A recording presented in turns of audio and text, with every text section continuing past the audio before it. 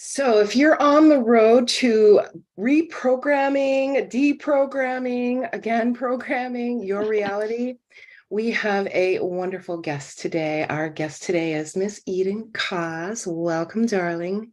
Thank you. Whoop, whoop. Yeah, I love your story. So, Eden has been on this path, and I want to talk about your near-death experience because I'm guessing, that is what was the boom for your path, what sparked or maybe not. Tell us more No, about but that. oh, yeah, you want to go right into that? Yeah, let's go right into your near-death experience. Okay. Well, hello, everybody. I'm so glad to be here with Deni Van.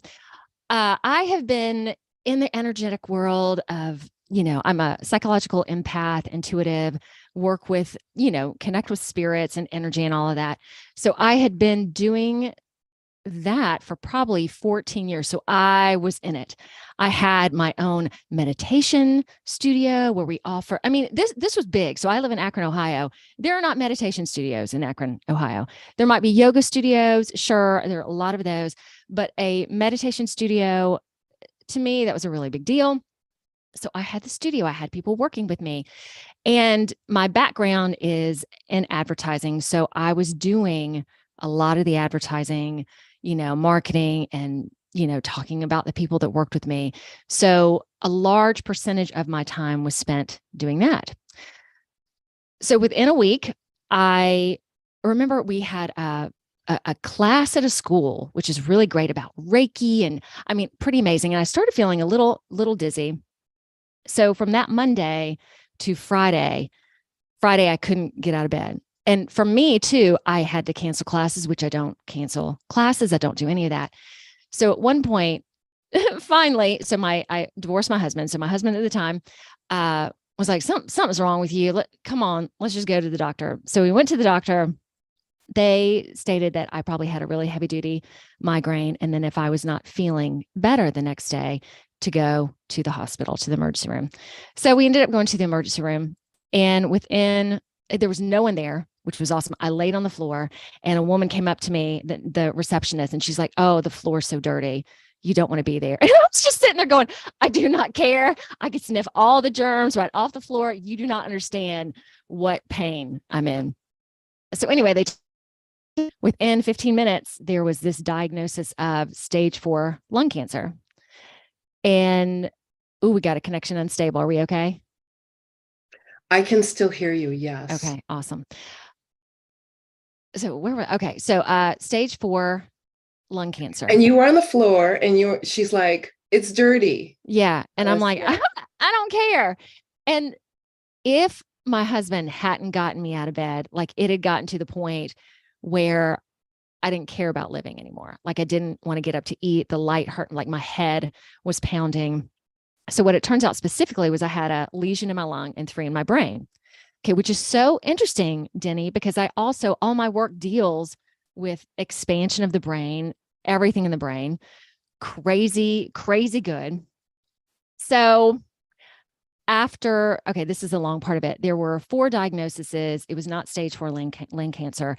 And when you're given that diagnosis, usually 5% of people given that diagnosis live 5 years and then kaput. So it's essentially, handing you a life sentence.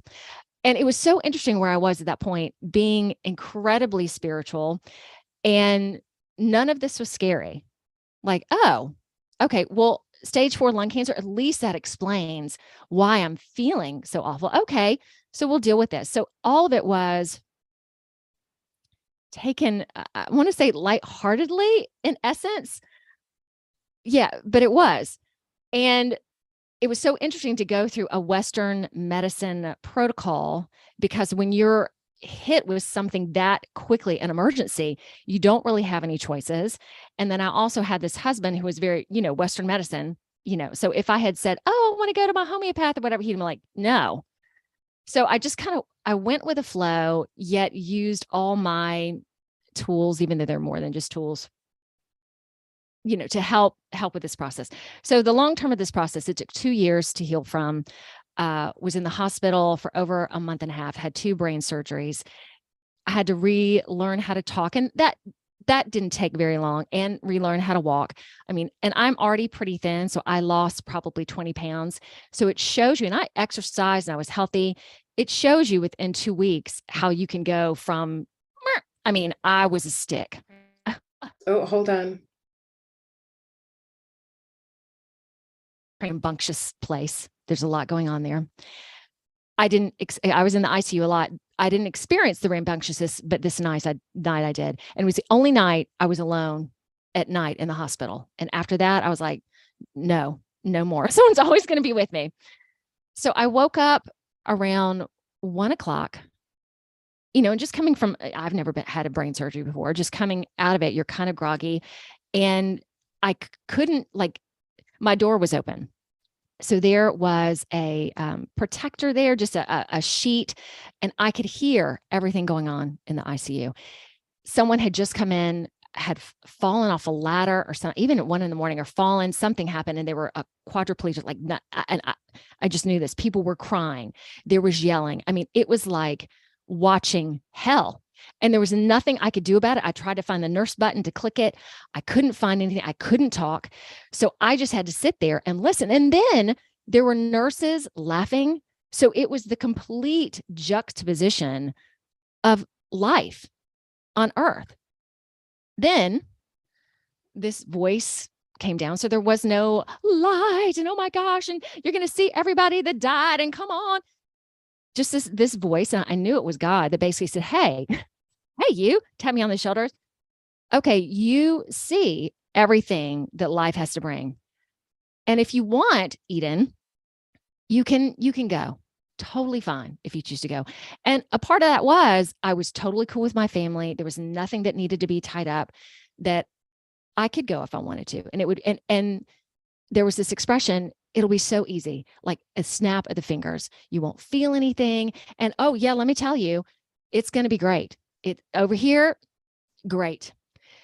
Yet, if you also choose, you can choose to stay. I'm not going to tell you it's going to be easy, because it's not. Because in the surgery too, they basically said, oh, when you come out of the surgery, you might not be able to use your arms and legs. You might not be able to move your mouth. All these possibilities of what am I going to be like when I fully come to terms with what this surgery has done. So again, you make the decision. Whatever you make is fine. There's no, you must do this, you must do that. No. So I was on a podcast a while back, and it was beautiful. He compared it to being asked if you want a hamburger or pizza. I mean, it was pretty much like that. Like, hey, we're giving you these two choices. Which one do you want? So obviously, yes. So obviously, I decided to stay, and I was listening to one of your podcasts about death and the whole thing about death. Like, I wasn't scared of death or anything, yet this just really catapulted me, I guess you would call it that, into a whole other realm of acceptance of God and spirit. And because of this, my whole work world changed. The studio that was my baby, and I had my kids at the time were 14 and 10 years old, two little girls. Because of all this, and I've had in the past, when I needed to make a change, have been spiritually hit on the head because I didn't listen. Okay, so this infection literally hit me on the head, but yet there were so many things that I feel I also needed to experience being in the hospital, having a infection that is deadly. Western medicine drugs. Oh my gosh, I have stories on those as well. So what this catapulted me into, you're shaking your head. Tell me about that. Girl, we have so much in common. I mean, I was told I'd be dead in 2 years if I didn't do the traditional medicine. And I said no. And fortunately, my husband, and we're still married, but he supported me. So definitely there's this voice inside that told me that's not for you, but I had no idea what was. Wow. So what were you presented with? Cancer, malignant melanoma. Okay. So if I didn't go through chemo and radiation, I'd be dead in 2 years. So And I what did you said, no, do? I didn't go through chemotherapy and radiation. I just went on a journey. I said, well, it's time to do some searching.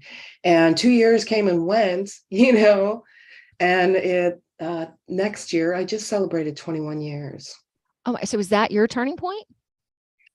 I was spiritual before Yeah. then as well. But the thing is I wasn't doing it right.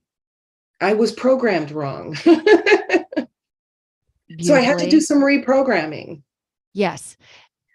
Thank you. Thank you for sharing. For me, it's so interesting too. So my company is called Just Be. So this made me, let's put it that way, just be, because I had a chair. I had infusions to get like three times a day that took over an hour. I could not do anything. All I could do was just sit and just be. So that also helped me in terms of, what are you all about? This is really about walking your walk, talking your talk. So here it is.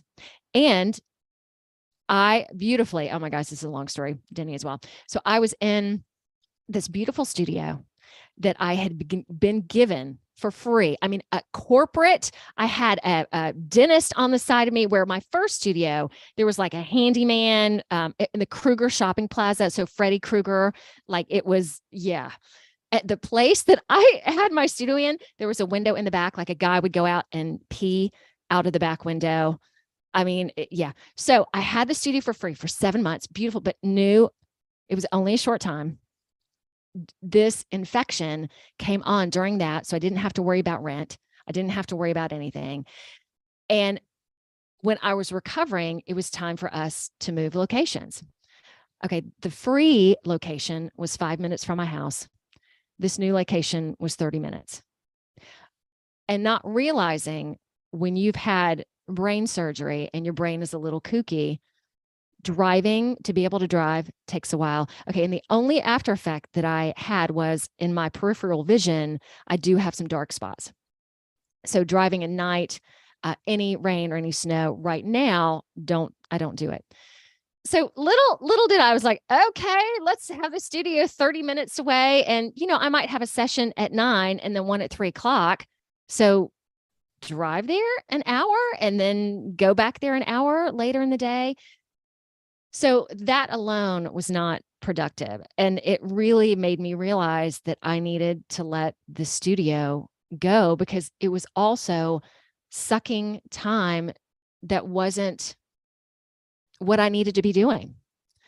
So went back to having my own studio at home, and I am in it, and the podcast, and doing everything that I love. So it did so many things for me. It basically, because the studio, as I talked about, it was my baby. It was my dream, if you would call it that. And to see that it's not really important. You can let it go. You don't have to have this name. You don't have to. And I'm pretty businessy. So I liked that. And I liked being corporate. And I like bringing this woohoo side to the corporate side. I thought that was amazing. And I was going to be the one to do it. And then just realized it was all not important. So there you go. What other questions do you have for me about that?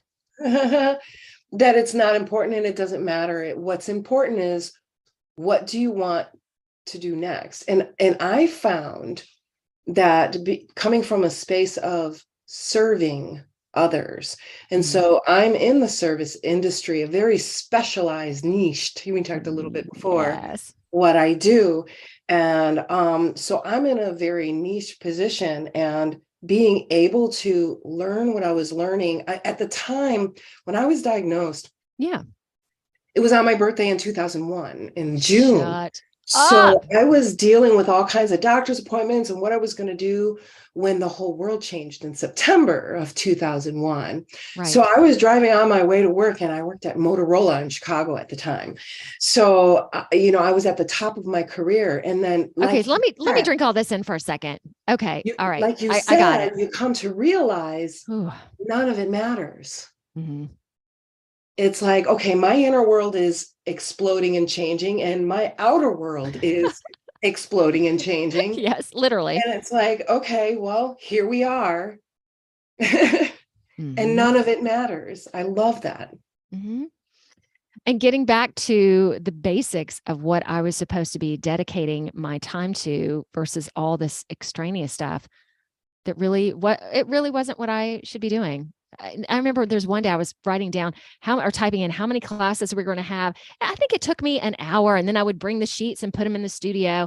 And as I look back now, I'm like, what were you doing? And I was the one supporting everybody else too. It was just, it was an eye opener in many aspects. Absolutely. And you talk a little bit about here, writing for the Huffington Post. Mm-hmm. Yeah, so I used to. I don't anymore. Book and stuff like that. So when you're working with clients, somebody who is realizing that, they've got some of these changes to make, you mentioned in here, intuitive energy healer, vibrational healing, meditation, mindfulness, your methods. Let's talk about your methods in getting someone in a space of going into that whole other realm, to reprogram, to create health, healing, Okay. And this is interesting to talk about because it's hard to put words to it because it's definitely not classical. So I told Deni from the beginning, I was in my late 20s, was in advertising, and was just totally off balance. Like I loved my job, but was working probably 70 to 80 hours a week. Things were just not fitting. So I ended up going out to dinner with two of my friends, and they basically told me about my soon to be, I'll call her a teacher. And she was a meditation teacher, but it wasn't that I had no interest in meditation. I loved how they described her, that she was just unbelievable. And I was like, oh, okay, that is where I need to go. So that started me in this healing. And when I started with her, she was was a doctor, former psychologist, left the typical psychology world because she realized that, through talk therapy, we could talk about anything, and you could talk and realize exactly what is not working for you, but yet to do it on an energetic level, that was not possible with that methodology. So for 6 years, change doesn't happen where the problem is. So you can talk about the problem where the problem is, and no change is going to happen. Exactly. Like medicine, you can take a pill, but that may numb things, but it doesn't get to the core issue. So I had worked with her for 6 years. My husband got a job in Alabama. So I was in Georgia at the time. I'm from Georgia. And she goes, Eden, you need to start teaching now. And I was like, it's one of those things. I was just like, what? Yeah. And then I started, and a part of me was like, oh yeah, this totally fits. Oh my gosh. So I started out doing group work, which is what my mentor did, and moved to more individual. And it is like therapy, yet I am not a classical therapist. It is like therapy on drugs. So I've had many people come to me who have worked with PhDs and been in therapy for years. And after one session, they're like, oh my gosh, I got more out of this one session than. So we talk about things, and being a psychological empath, when you talk to me, I can feel where it is in your body. I can feel the emotions that are locked in your body. And this is not cookie cutter. Like every body, every process is different because we can get. I can sometimes hear you. Okay.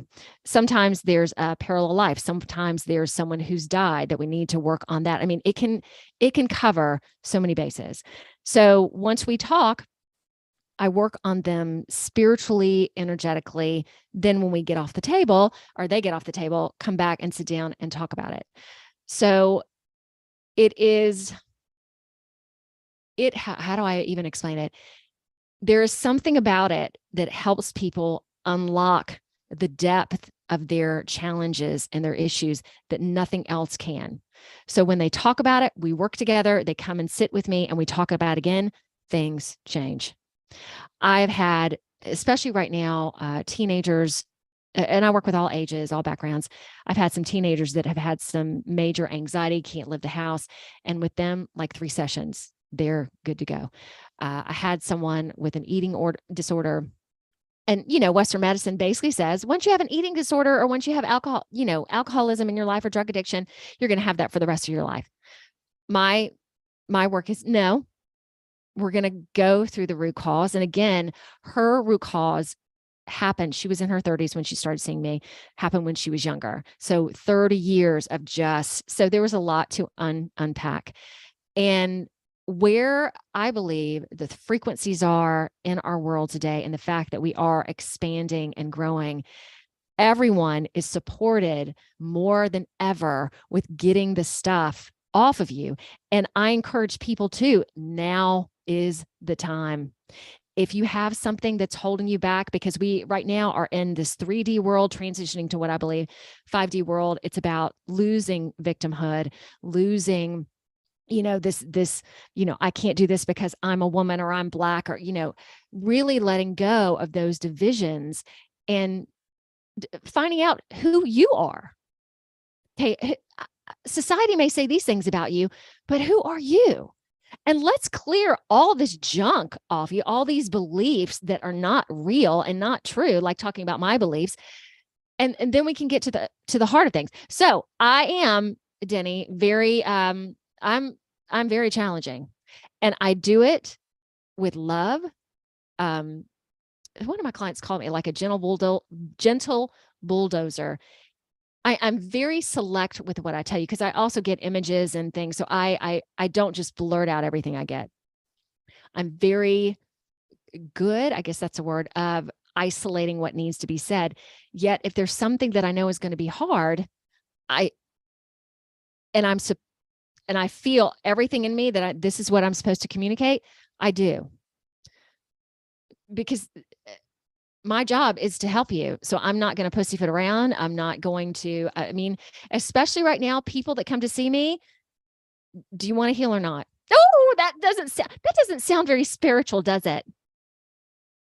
Because I'm serious. And I'm finding a lot of people don't want to heal. It's like they're so attached to that it becomes an identity. Yes. And, we don't see each other. We see all the ideas and the labels that we put label on each other. So that's, we'll just say a Black person, that's a white person, that's an Asian. We see that first. Yep. We don't see the human first. And then the human has to be, is different from, our differences complement each other. Yes. We see the human first, but like you said, we're so full of the junk that we just don't see the person in front of us. And so where I work, I see a lot of people, and I'm always saying good morning, using two languages at the same time. Okay. So you work with the special needs community. And we talked about that. I have a special needs daughter as well. Is that okay? Yeah, I work with the deaf community. And there are deaf who are, Spanish at home and no sign language, and then they come to school. So there's some real basic linguistic needs, and and to see the person first, and then those needs are just tools, skills that they need to learn so that they can balance what they need to learn. So there's a balancing act that's going on, but you have to see the person first, not the disability, not the labels, the infection for me really showed that any labels you have they don't matter. Being a mom, being a woman, none of it makes a difference. Okay, I know we cut out again. Are we cool? We are good. Oh, man, we keep cutting out, but it keeps recording. That's awesome. It keeps recording. What I'm hoping is that it's saving your side and my side on two different ones, so that we'll cross our fingers. Awesome. Yes. Big cross. But yeah, all these labels are essentially, they are not who you are. And if you choose to let them define you and let yourself be hurt by someone's feelings of you, no. Okay, I do that a lot. No, you are you. And it takes a strength to do this. And part of where I've been the past couple of years is really finding that strength and finding that power within myself, that I am the only one who really loves me and accepts me. And if I can't do that for myself, I cannot really effectively do that for anybody else. So these, past 2 years have been a real transition for me. And another transition, like the infection was a transition. This was another transition, or a powering up. I don't know what you want to call it. Yeah, it's been good. So because of that, again, walking my walk, if you're going to come see me and you're not feeling that power, we're going to find it, because I got mine. So I know how to get it.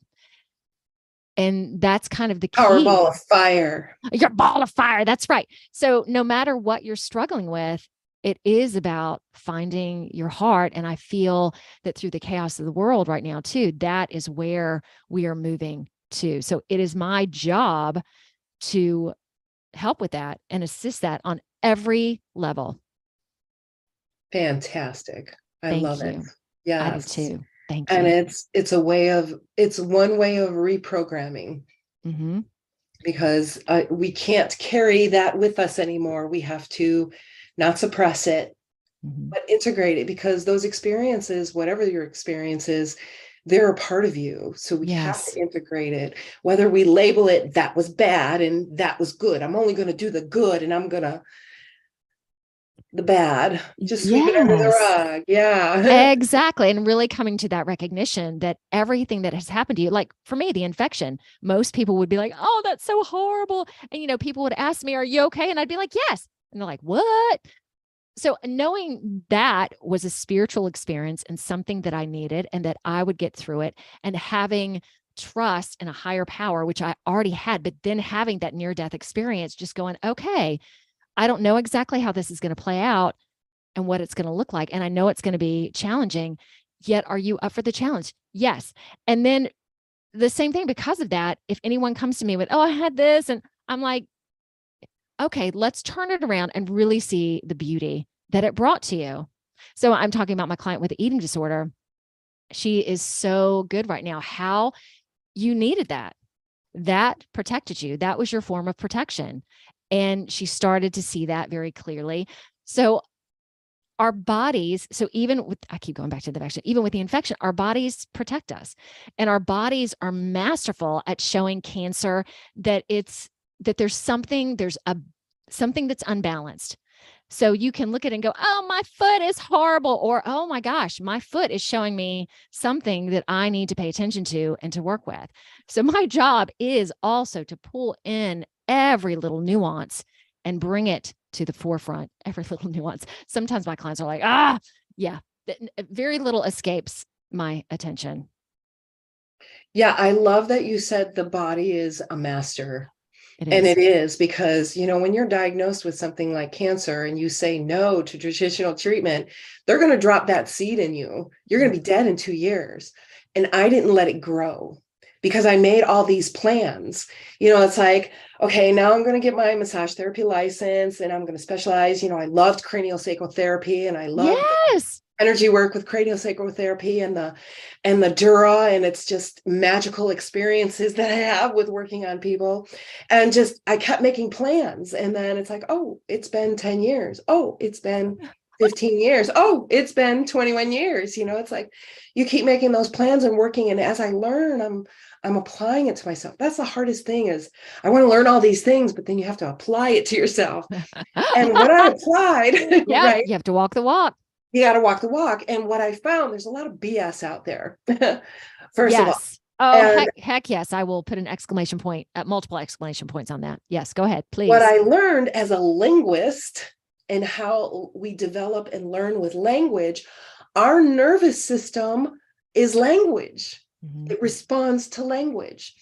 And so and I'll add into there the emotion behind language and the vibration behind language.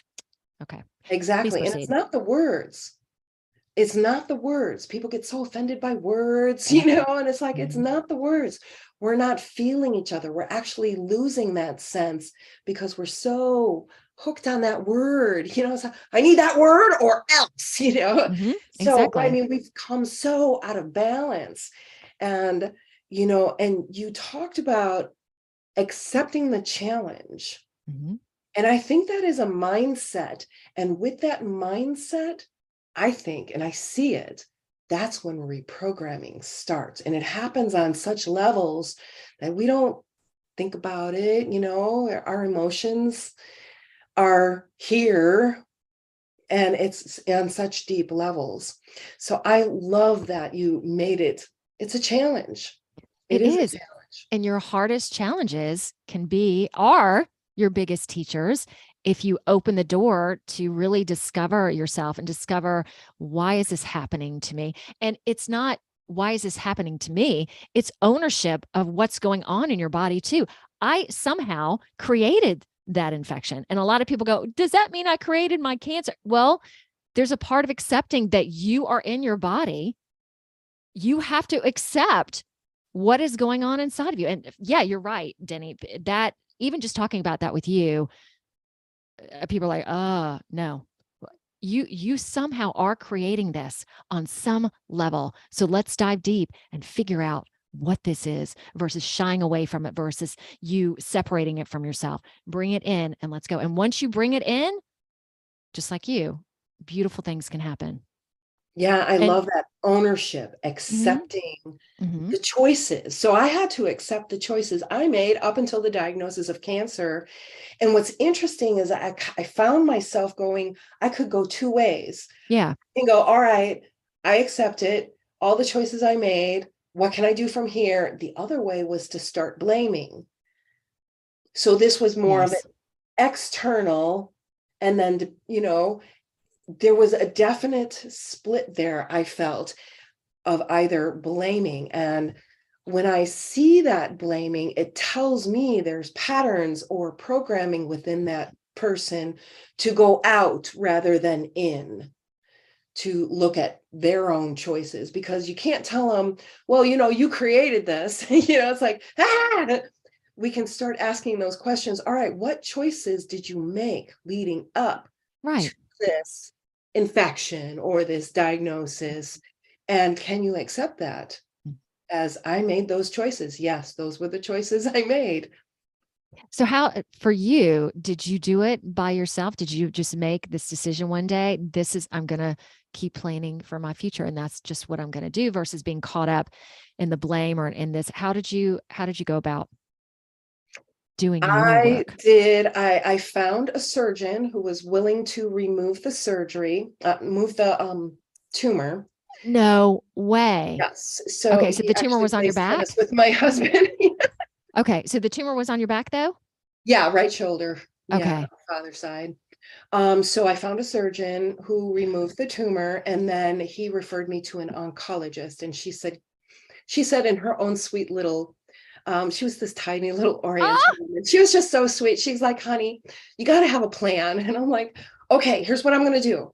So I became one of Dr. McCullough's patients. He doesn't see patients from my understanding anymore, but Oh, I learned Dr. EFT McCurley. from Yes. him.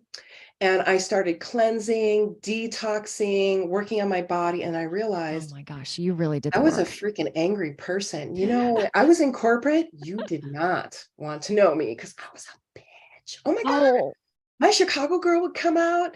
So I oh, realized I was a really angry person. So I had some deep issues and trauma, started coming up and working on it. Oh my God, I'm feeling these things. Please let it release. But okay. that So is that tapping you're process, doing? I learned EFT from Dr. McCullough. But Awesome. that process, I realized first I was aware that something was happening. Yes. Then I talked through it and accepting, even though this is happening, even though this thing is happening, I choose. But what was missing, and I learned later, is to give it to my higher self to reprocess, reprogram, and integrate. So that was that I think for me really helped heal, let this body do what it needed to do to heal. Wow. So were your Western medicine doctors on your side, the surgeon that removed, or that was, oh, we're done with that. So My next, oncologist was on my side. So I saw so her the nice. first year every 3 months, and then second, third every 6 months, and then every year. And after 5 years, she's like, I don't want to see you again. And I'm like, okay, bye. Seriously? Oh, yay. It was awesome. So she was so sweet. I loved going to visit her, but she did all her tests, to make sure nothing spread or anything like that. And That's so nice because there are a lot of doctors that go, you need to do this and put the hammer down. And I can't, yeah, that's so great. And look at the self-discovery that you went through. How are you feeling right now? I feel fantastic. I was just informed today that my contract's going to be renewed for next year. Awesome. So it's like, oh my gosh. And I set my intention to, I want to have fun, Yeah. travel, meet amazing people, and say things like, I can't believe I'm getting paid to do this. Yep. So all this time I've been doing that. Yeah.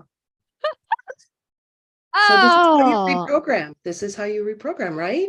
yeah. So was your life like that before I at think I all? got in my own way a lot, Yeah, that's easy to do. especially the anger. The anger would come up, Yes. and I realized it was from when I was 4, and things happen, and had to work through that and integrate that and Yes. And anger is like a switch. You can be on forgive, one path and forgive, forgive, forgive, it can forgive. come on and totally derail you, totally send you down this. And it can be really challenging to get back, especially if you've had it, in your periphery or in your body for a really long time. So good for you. And I know you probably told your story before, and a lot of your listeners probably know it, but I love talking about our own stories and relating with that because I would do the infection again, no matter how hard. Like it was hard. I mean, It there was were a times gift. Yeah. getting The dressed. hardest gift ever. Yes, getting dressed, crawl on the floor because I had, all this and showering and having plastic put all over myself. So when I look back and go, man, would you do it again? Yes, I really don't want to do it again, but I would because it was so important and so necessary. So there you go. Oh, let me tell you this, Denny. This is really neat. The first weekend in the hospital, I was supposed to have my high school reunion. So I'm in Ohio, which, my husband works for Goodyear, and Goodyear is in the corporate is in Ohio. So I was going to fly down to my reunion in Statesboro, Georgia. So I used to talk like this as well. So I had all the plans made, everything, couldn't go. Okay. So Statesboro, Georgia is also a very, religious, and this is another piece of it that is just, to me, mind-blowing.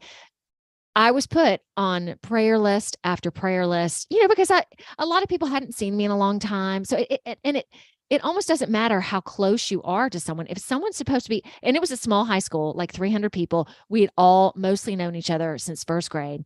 So I knew these folks on prayer list after prayer list after prayer list.